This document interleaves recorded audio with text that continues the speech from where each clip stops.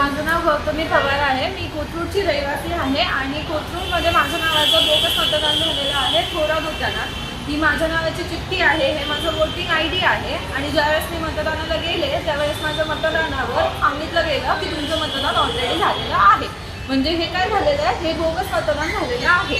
तर हे कसं झालं, जेव्हा मी व्हिडिओ काढलेले आहेत, ज्यावेळेस आम्ही आत गेलो त्यावेळेस आम्हाला म्हटलं की नाही तुमचं ऑलरेडी मतदान झालेलं आहे म्हणून.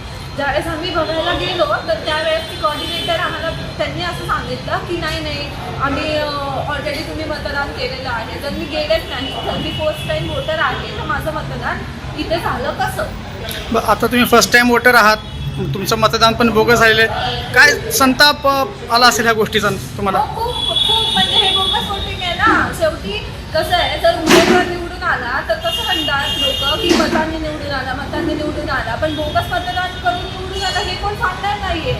बरोबर आहे की नाही. आणि तिथे पोलीस ऑफिसर मी व्हिडिओ घेत होते तर सगळे पोलीस ऑफिसर तिथे जे कॉर्डिनेटर तर ते म्हणत होते की व्हिडिओ घेऊ नका. का घेऊ नका? कारण यांचा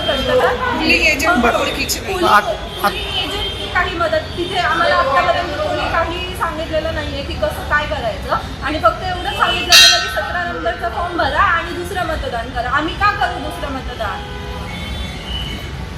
पण तुम्हाला मतदान करायची इच्छा आहे, तुम्ही फॉर्म भरणार आहात की नाही? इच्छा आहे ना, करायचं तर आहेच आहे, पण त्याच्यावर कोण काय ऍक्शन घेणार हे आम्हाला कळलं पाहिजे.